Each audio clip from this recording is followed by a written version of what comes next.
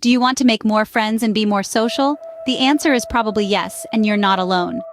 Welcome to the world of human connection, where the currency is smiles and the language is laughter. It's a place where everyone is invited, but few know how to navigate.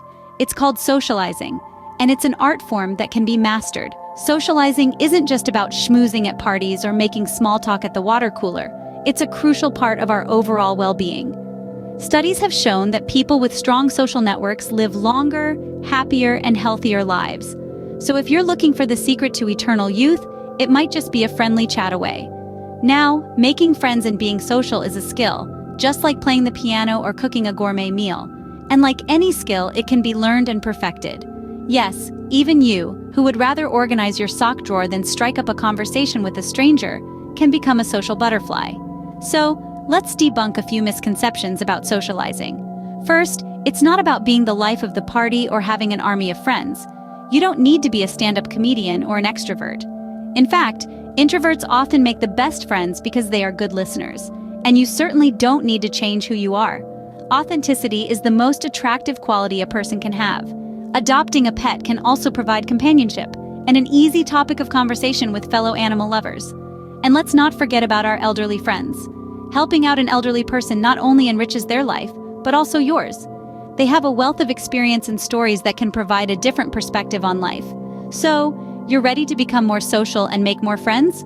Great, let's dive into the process. But remember, socializing is a journey, not a destination. It's about enjoying the ride and the people you meet along the way. So, buckle up, because we're about to embark on a thrilling adventure into the art of socializing. The first step to making friends is to be approachable. Yes, it may sound simple, but it's easier said than done. You see, your body language speaks volumes even before you utter a single word. It's like your own personal billboard, advertising your openness to social interactions or lack thereof. Think about it. Would you rather approach someone who is hunched over, avoiding eye contact with a frown on their face, or someone who is standing tall, making eye contact and smiling? The answer is pretty obvious, isn't it? That's because we're naturally drawn to positive energy. So let's start with the basics. Stand tall with your shoulders back. This posture not only exudes confidence, but also makes you appear more open and approachable. Next, let's talk about that smile. A smile is the universal language of kindness. It's the simplest yet most powerful tool you have to show others that you're friendly and approachable. But what about eye contact? Well, maintaining good eye contact is a sign of respect and attentiveness. It shows that you're genuinely interested in the person you're talking to. However, remember not to stare. That's just plain creepy, and we don't want that, do we? Now let's move on to conversations. Showing interest in what others are saying is crucial. It's not just about waiting for your turn to speak, but truly listening to them. Ask follow-up questions, nod in agreement, laugh at their jokes. These small gestures can make a huge difference. But hey, don't stress over it. Being approachable doesn't mean you have to be perfect. It's about being genuine and authentic. Remember, people can sense when you're trying too hard or being fake. So just be yourself. And lastly, remember that everyone's a bit nervous when meeting new people. So if someone does approach you, give them credit for taking that step. Be kind and understanding because, hey, we're all in this together. Remember, being approachable is the first step to making friends. It's like opening the door to new connections. The next step is finding common ground. It's the glue that holds friendships together. You know, it's that spark when you and another person realize, hey, we're both obsessed with vintage comic books, or we both can't resist a good sushi roll. That's the magic of common ground. It's like finding a hidden treasure map that leads to a chest filled with engaging conversations, shared experiences, and yes, meaningful connections. But how do you unearth this common ground, you ask? Well, it's simpler than you might think. Imagine you're on a quest, a social quest, if you will, to discover shared interests. This quest could lead you to various places. For instance, you might find yourself exploring the bustling world of clubs. These aren't just your late-night music-pounding clubs, mind you, but clubs of all sorts. Book clubs, hiking clubs, cooking clubs.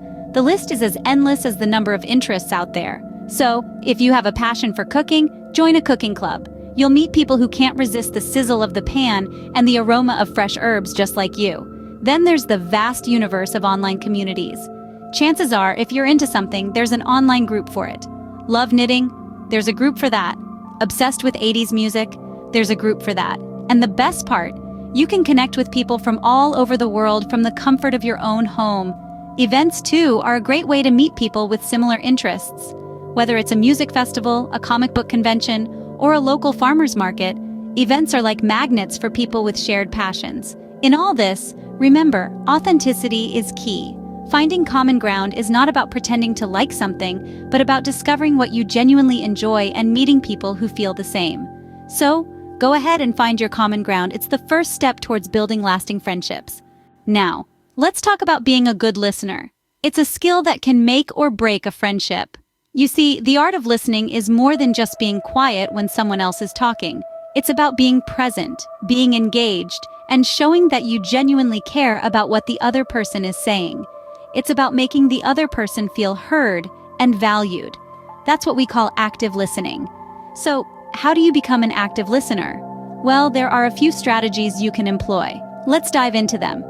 First, ask open-ended questions. These are questions that can't be answered with just a yes or no. They require the person to give a more detailed response, encouraging them to open up and share more about themselves. For instance, instead of asking, "Did you have a good day?" you could ask, "What was the best part of your day?" It's a subtle shift, but it can make a big difference. Next, show empathy. Empathy is the ability to understand and share the feelings of another. It's about putting yourself in their shoes and seeing things from their perspective. When someone shares a story or a concern with you, respond in a way that shows you understand their feelings. You might say something like, "That sounds really tough. I can see why you're upset." Then, provide thoughtful responses. This doesn't mean you always have to come up with the perfect thing to say. Sometimes a simple, "I'm here for you," or "I understand," can be more powerful than any advice you could give. The key is to show that you're engaged and that you care about their feelings and experiences. Remember, listening is an art. It takes practice, but the more you do it, the better you'll get. And the better listener you become, the stronger your relationships will be. Being a good listener is not just about hearing words. It's about understanding, empathizing, and responding. So, let's all strive to be better listeners and, in turn, better friends. But what if you're feeling lonely? There are many ways to overcome loneliness, and they don't always involve making friends. Let's take a look at some of them, shall we? One of the most heartwarming ways to combat loneliness is by adopting a pet. Whether it's a lively puppy or a serene goldfish, the companionship of a pet can bring warmth and joy. They don't just fill the room with life, they also fill the heart. Plus, walking a dog or taking a cat to the vet can lead to unexpected social interactions, and maybe even some new friendships. If pets are not your thing, how about volunteering? It's a great way to connect with people while making a positive impact on your community. Whether you're serving meals at the local shelter, cleaning up a beach, or reading to kids at the library, volunteering can help you feel connected and valued. And who knows, you might meet someone who shares your passion for making a difference. Then there's the idea of helping an elderly person. Many older adults live alone and would love some company, a chat over a cup of tea, or a hand with chores. By offering your time and assistance, you're not just helping them, you're also creating an opportunity for meaningful connection. And let's face it, there's nothing like a good story from a well-lived life to put things in perspective.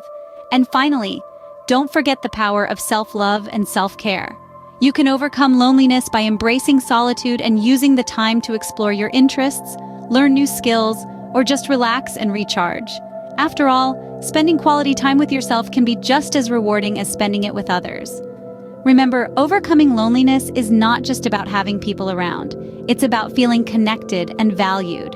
So whether you're striking up a conversation with a stranger, adopting a pet, or lending a helping hand, remember to cherish the connections you make along the way.